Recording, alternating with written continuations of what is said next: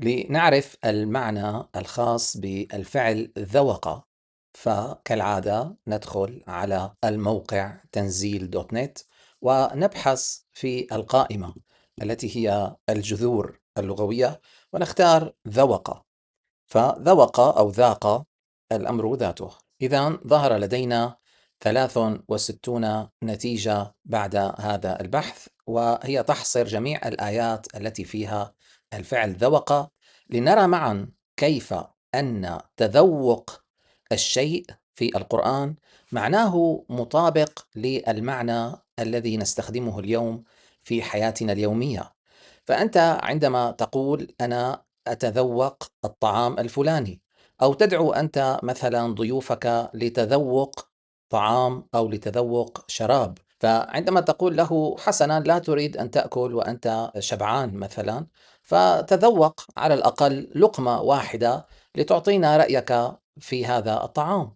فالتذوق في لغتك الحالية هو شيء قصير المدة، لأنه سيتذوق الطعام في دقيقة، ربما في 5 دقائق، في ثواني، لكن لن يتذوق الطعام في 10 أيام ولا في سنة، وهو يدعي أنه ما زال يتذوق الطعام ولم يدرك طعمه بعد. هذا غير معقول. فدائما التذوق مدة قصيرة جدا. والمعنى ذاته نجده في معجم مقاييس اللغة، أي أن المعنى الحالي الذي نستخدمه هو ذاته في الكتب التي هي من أمهات كتب اللغة.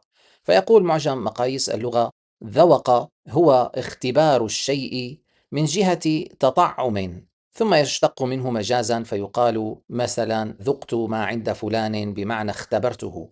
إذا الذوق والتذوق هو في الأصل للطعم، ولكن مجازا يستخدم لاختبار أي شيء، أي لمعرفة تفاصيل أي شيء.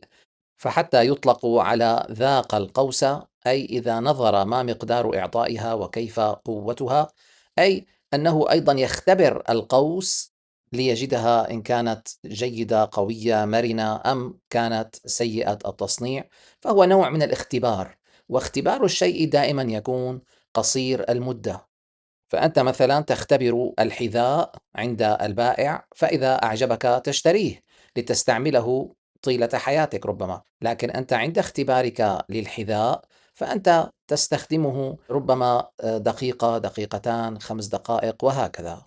وحتى المعنى القرآني مطابق لهذا المعنى، حيث تجد أن التذوق ينطبق على ما هو قصير المدة. وبما أن أكثر التذوق في المصحف تابع لما يكون بعد الموت، لذلك هذا البحث هو تابع لسلسلة حلقات الحياة ما بعد الموت. إذن في هذه الحلقة سنثبت جانبا جديدا من جوانب الرحمة العظيمة، حيث سنجد أن أكثر من 60 نتيجة كل ما تعلق فيها بالعذاب فهو ليس خالدا، وإنما مؤقت، لأنهم سيذوقون العذاب تذوقا. إذن ما دام تذوقا فهو فترة قصيرة. فهذا جانب عظيم ومشرق من جوانب الرحمة العظيمة حتى بالمجرمين. ولكن سنلاحظ أيضا أن هؤلاء المجرمين هم ليسوا من عتاة المجرمين، أي لم يرتكبوا الجرائم الفظيعة المهولة التي تدهش الإنسان من فظاعتها، وإنما هم ارتكبوا جرائم أقل، فلذلك هناك رحمة في تعذيبهم. إذن الدليل الأول على ما نقول هو الناحية اللغوية التي نستخدمها اليوم والموجودة في معاجم اللغة. ولكن الدليل الثاني وهو الأهم، وهو أنه لم ترد في أي آية من آيات التذوق كلمة خالدون فيها مثلا. فكيف يتذوقون تذوقا ويخلدون في ذلك؟ لا يصح. لذلك جميع الآيات لم يكن فيها خلود في العذاب نهائيا. والآن نستعرض الآية الأولى. فبعد أن يقول أن هناك وجوها تبيض وأخرى تسود، وأن الذين كفروا بعد إيمانهم سيذوقون العذاب، الآية التي تليها تتكلم عن الفريق المقابل، وهم فريق المؤمنين. فيقول: وأما الذين ابيضت وجوههم ففي رحمة الله هم فيها خالدون. إذن لماذا لم يقل عن الذين اسودت وجوههم أنهم في العذاب خالدون، بما أنه قال عن الذين ابيضت وجوههم أنهم في رحمة الله خالدون؟ لماذا لم يقل؟ لأن لا يصح أن نقول خالدون ونقول كلمة ذوقوا، فهنا مجرد تذوق فترة قصيرة جدا، فلذلك هنا إصرار على حذف كلمة الخلود، أن خالدين فيها ونحو ذلك، لأن الآية تتكلم عن مجرد التذوق.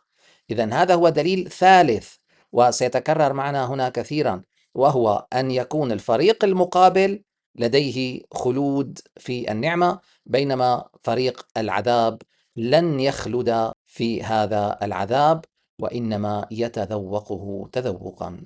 بناء على ذلك نفهم الآية الثانية والتي تقول: ذوقوا عذاب الحريق، فنفهم أن هذا العذاب فترته قصيرة مؤقتة ولن يكون أبديا ولا خالدا. الآية الثالثة: كل نفس ذائقة الموت. إذن عندما تتذوق الموت، هل تبقى تتذوقه إلى الخلود، أي حتى عندما تنتهي مرحلة البرزخ وتذهب إلى يوم القيامة وإلى آخره، هل تبقى في حالة تذوق للموت، أم أن الحياة ما بعد الموت في بعض مراحلها نجد أن ليس فيها حياة وحسب، بل هي الحيوان، أي هي قمة الحياة، عمق الحياة، أي حياة مثلنا وأكثر. فلا بد إذن من أن يكون تذوقك للموت مؤقتا. في الآية الرابعة: ليذوقوا العذاب. إذن هو عذاب قصير، لكن قد يعترض قائل بقوله أنه هنا كلما نضجت جلودهم بدلناهم جلودا غيرها، فكيف يكون العذاب مؤقتا بينما هنا عملية تغيير للجلود؟ فالجواب بسيط لمن هو متمكن من اللغة، فهذا التبديل للجلود سيكون لفترة، أي أن جلودهم تنضج فيبدلونهم جلودا غيرها، ثم تنضج ثم يبدلونهم جلودا غيرها، ثم تنضج ثم يبدلونه، وهكذا ربما 10 مرات، ربما 20، ربما 100. في كل الأحوال هو عذاب قصير محدود وليس خالدا أبديا. إذن هذه هي الفكرة. الآية الخامسة تعطي دليل جديد بنكهة جديدة، فهنا تتكلم عن الدنيا وتقول: يا أيها الذين آمنوا لا تقتلوا الصيد وأنتم حرم، وتجعل عقابا لمن يقتل الصيد وهو في حالة الإحرام بأن يكون كذا من النعم أو كذا أو كذا، والخيار الأخير هو أن يصوم أو عدل ذلك صياما. إذن هي هذه الآية تعدد خيارات لما يسمى التكفير عن هذه الجريمة، من بينها الصيام والإطعام ونحو ذلك. فبعد ذلك تلخص كل هذه الخيارات بأن الهدف منها هو أن يذوق وبال أمره. إذن المؤمن الذي يرتكب هذه الجريمة، فالهدف من هذه الكفارات هو أن يذوق وبال أمره. والسؤال: هل الصيام الذي سيكون كفارة لهذه الجريمة هل يمتد طوال حياتك؟ هل تصوم طوال حياتك لتكفر عن هكذا جريمة بسيطة، وحتى لو كانت جريمة عظيمة في رأيك، لكن هل تصوم طوال حياتك؟ لا، هو يقول لك: أو عدل ذلك صيامة، مقدار من الصيام يكافئ هذه الغلطة. فإذا ما دام الصيام محدودا في الدنيا وما دام ينتهي بعد فترة، فإذا هو صيام مؤقت، وبالتالي الذوق والتذوق هنا يعني الفترة القصيرة المؤقتة وليست الفترة الخالدة الأبدية.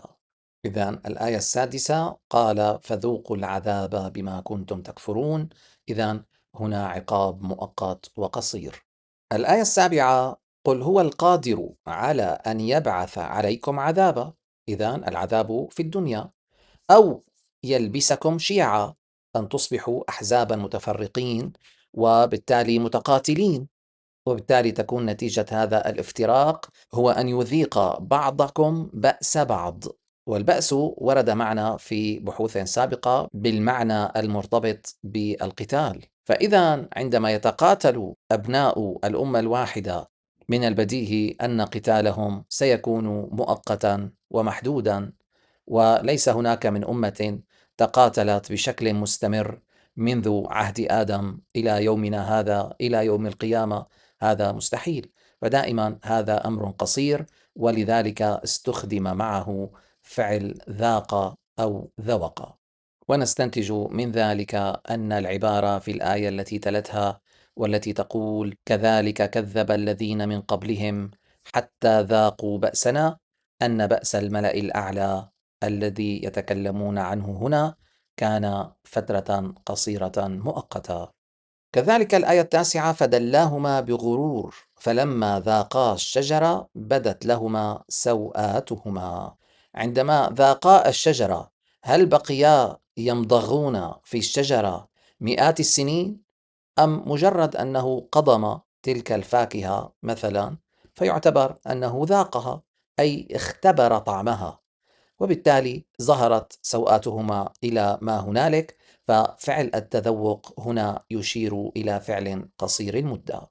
والآية 10 تقول فذوقوا العذاب بما كنتم تكسبون، وهذه العبارة متداولة بين الأمة الأولى وبين الأمة الأخيرة، فالآيات كانت تتكلم عن تراكم تدخل في العذاب، وفي المقابل بعد ذلك تأتي الآيات لتقارن مصير هؤلاء بمصير الذين آمنوا وعملوا الصالحات، فتقول أنهم أصحاب الجنة هم فيها خالدون.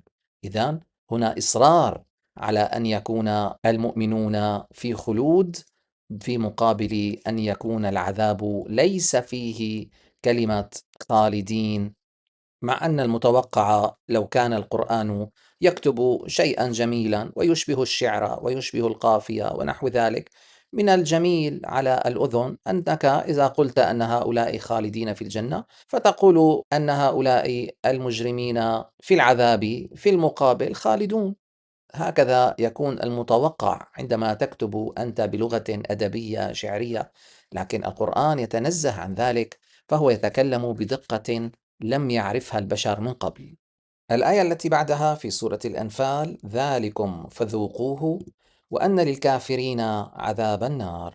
ما المقصود بفذوقوه؟ تتكلم عن شيء قبل هذه الآية، وهو أن المؤمنين كانوا في حالة حرب مع الذين كفروا، ففي هذه الحرب الملائكة سيضربون فوق الأعناق ونحو ذلك، فإذا هي تتكلم عن شيء في الدنيا، وعندما يذوقون الألم في هذه المعركة أو ألم القتل أو ألم الاقتتال أو أي شيء مما يتعلق بالمعركة، فهو ولا بد أنه قصير ومؤقت، فليس هناك من معركة تستمر ملايين السنين. كذلك الآية التي تليها فذوقوا العذاب بما كنتم تكفرون، إذا نستنبط أنها تتكلم عن عذاب مؤقت. كذلك نستنبط أن الآية التي تلتها وذوقوا عذاب الحريق أنه قصير مؤقت. والآية التي تلتها في سورة التوبة إن كثيرا من الأحبار والرهبان ليأكلون أموال الناس بالباطل، إذن هؤلاء فريق، وهناك فريق آخر والذين يكنزون الذهب والفضة ولا ينفقونها في سبيل الله فبشرهم بعذاب أليم. إذن الفريق الثاني جريمته أنه يكنز الذهب والفضة ولا ينفقها فيما يرضي الله، فهذا جريمته ليست جريمة من الجرائم الكبيرة جدا، هي جريمة ويجب أن لا نستهين بها نهائيا، ولكن أيضا لا يصح أن نقارنها مثلا بذلك الحاكم الذي يعذب الناس في سجونه ويقتلع أعينهم ويقطع أعضاءهم وهم أحياء ويمثل بجثثهم لمجرد أنهم قالوا نريد الحرية من حكمك وطغيانك وسرقتك لأموال بلادنا إلى آخره. هذا المجرم لا يقارن بهؤلاء المجرمين، فهؤلاء جريمتهم وإن كانت لا يصح الاستهانة بها، لكن هي جريمة أقل بكثير من جرائم أخرى، لذلك بعد الموت يوم يحمى عليها في نار جهنم فتكوى بها جباههم وجنوبهم وظهورهم هذا ما كنزتم لأنفسكم. إذن هذا هو نتيجة أنكم خبأتم الذهب والفضة ولم تضعوها فيما يرضي الله، أي كنتم بخلاء وضررتم بالاقتصاد الإسلامي ونحو ذلك. النتيجة فذوقوا ما كنتم تكنزون، أي ذوقوا هذا العذاب المذكور في المقطع السابق. لكن بما أن جريمتهم ليست من الجرائم الكبرى، تقتيل واغتصاب وتكرار للجرائم دون أي توبة ودون أي وازع ومتاجرة بالدين، وهناك جرائم كبيرة جدا، فجريمتهم أقل. لذلك قال فذوقوا، أي أن عذابهم سيكون قصير المدة إذا ما قارناه بالخلود الأبدي في العذاب. الآية التي تليها وإذا أذقنا الناس رحمة. إذن هنا الملأ الأعلى يتكلم عن رحمة، والرحمة نحن أثبتنا أنها قصيرة مؤقتة، لذلك جاء معها الذوق، لأن الذوق هو أيضا قصير مؤقت. بينما مع النعمة لم يرد الذوق أبدا، لأن النعمة تمتد على فترة طويلة. فقط نعماء من مشتقات النعمة وردت مع الذوق، بينما كل أشكال النعمة الأخرى لم يرد معها الذوق نهائيا، وإنما ورد معها فعل آخر عكسه تماما سندرسه في حلقة قادمة. ثم نأتي إلى الآية ثم قيل للذين ظلموا ذوقوا عذاب الخلد. فهنا قد يقول قائل بأن الخلد هنا هو ذاته عبارة خالدين فيها، لكن أنتم تعلمون بأن القرآن دقيق في مصطلحاته، وأن الخلد يختلف عن خالدين فيها أبدا، فهذا مصطلح آخر ولا يقتضي بالضرورة المدة الأبدية.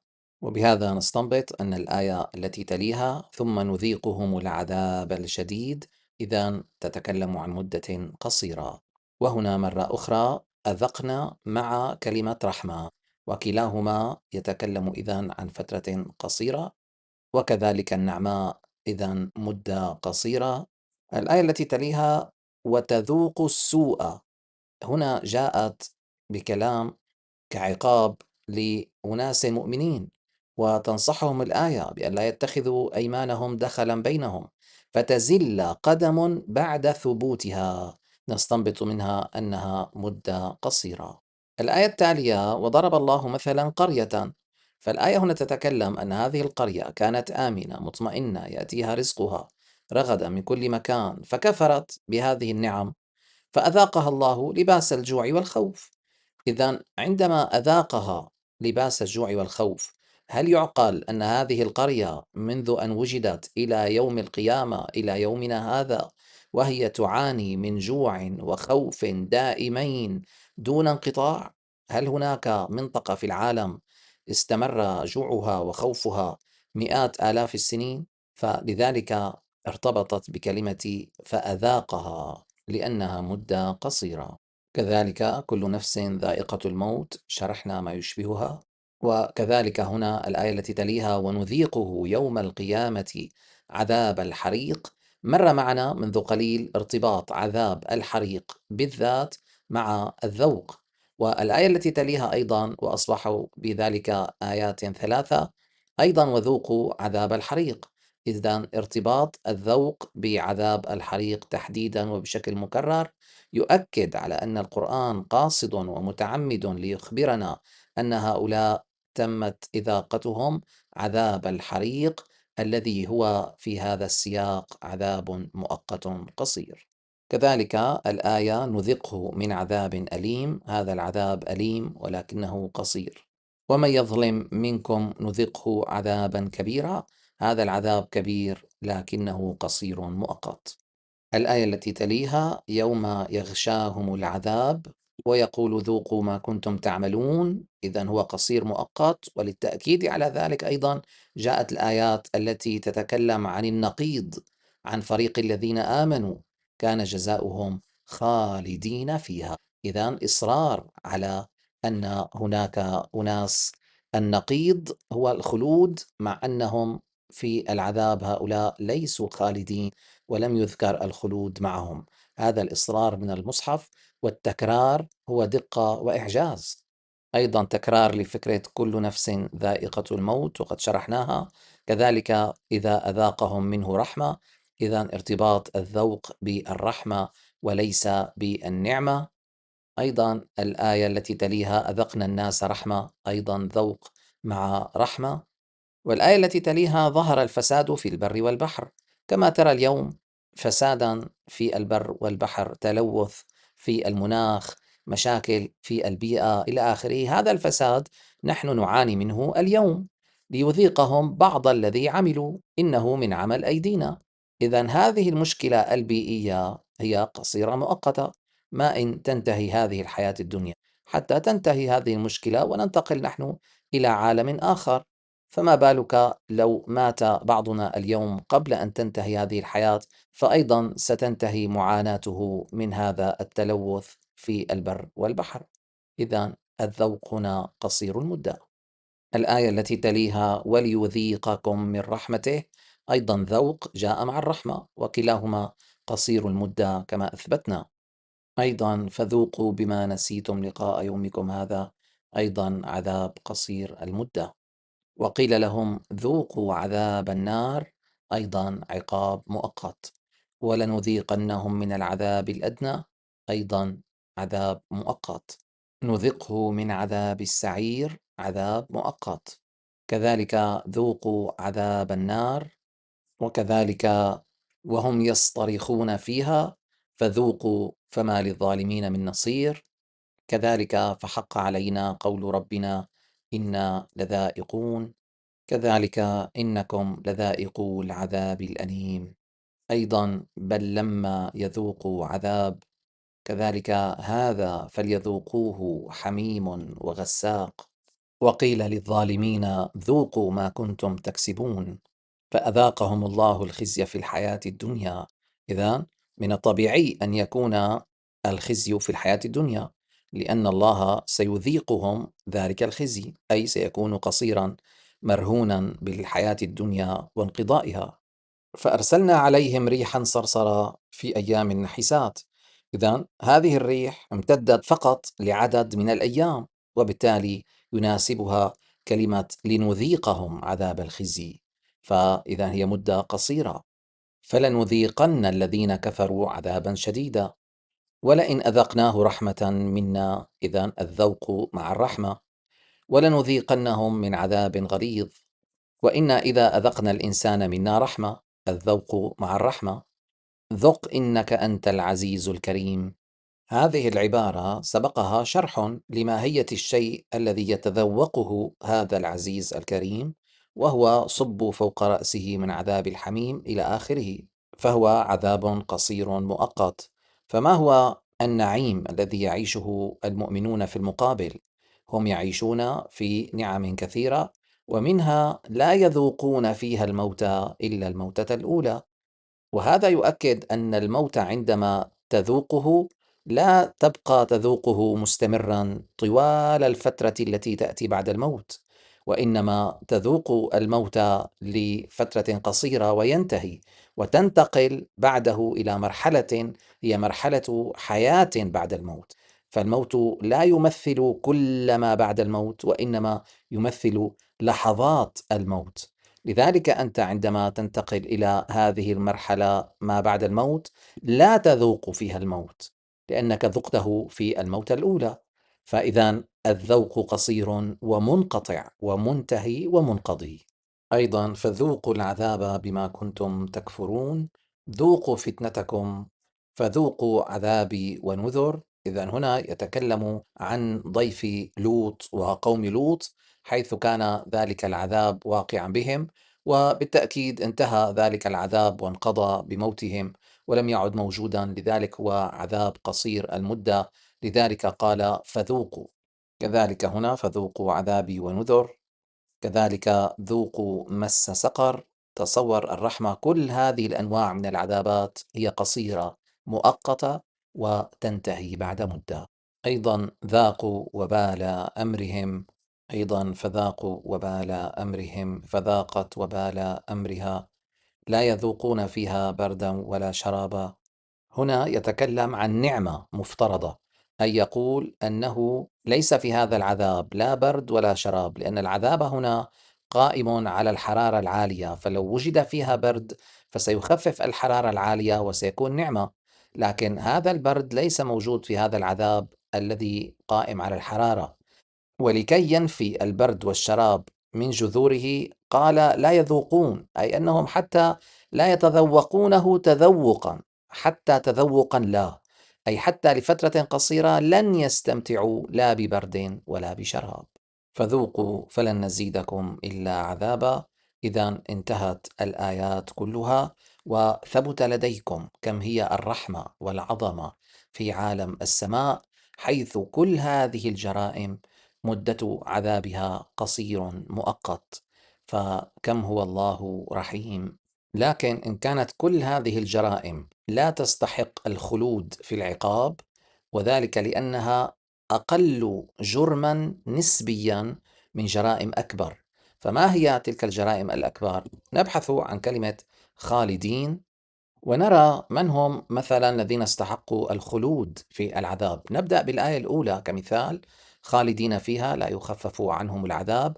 ونجد أن الآيات التي قبلها تكلمت عن تجار الدين، وهذا يؤكد ما أقوله لكم مرارا عن خطورة التجارة بالدين ومعاداة الله سبحانه شخصيا. ولماذا أرى أنا الخطورة من مدعي التدبر اليوم؟ معظمهم إن كانوا واعين لجرائمهم في حق كتاب الله فهم أخطر حتى من الذين يمتهنون الدعارة، وحتى من الذين يقتلون، لأنهم يتحدون الله ذاته. فالآية تتكلم عن الذين يكتمون ما أنزلنا من البيت والهدى ونحو ذلك، إذا تتعلق بالكتاب وتتعلق بالوحي وكتمانه. فتتخيل لو أنني مثلا كتمت ما فتح علي من معرفة بربوبية جبرائيل الكريم، وخفت أن أتكلم حول ربوبيته وكيف أنها تصب في الوحدانية ونحو ذلك، خوفا من كلام الناس وأذاهم الذي نعاني منه اليوم. فتخيل لو أنني فعلت ذلك وأكون كتمت ما أنزل الملأ الأعلى ونحو ذلك، كم هي تلك الجريمة كبيرة. لذلك كان الاستحقاق في الخلود، خالدين فيها وعليهم لعنة الله والملائكة والناس أجمعين. إذن الخلود يرتبط بجرائم كبيرة جدا. الآية الثانية تتكلم عن خلود بالجنان ونحو ذلك. الثالثة: خالدين فيها لا يخفف عنهم العذاب. لماذا خالدين فيها؟ انظر الجريمة كم هي كبيرة. كيف يهدي الله قوما كفروا بعد إيمانهم وشهدوا أن الرسول حق، أي ثبت لهم تماما بأن الرسول حق، أي ليست عقولهم مثلا ضعيفة الإدراك ضعيفة القدرات، لم يفهموا لم يقتنعوا، لا، هم ثبت لهم أن الرسول حق وجاءتهم البينات. ليس أتتهم البينات وإنما جاءتهم، وقد فصلنا من قبل الفرق الكبير. فهذا يعني أن البينات ثبتت لهم واقتنعوا بها بشكل كامل، ومع ذلك هم أنكروا كل ذلك وكانوا ظالمين، لذلك استحقوا اللعنة وكانوا خالدين فيها. وهكذا إذا أنت تبحث وترى ما هي جرائم الخلود في العقاب، والحمد لله رب العالمين.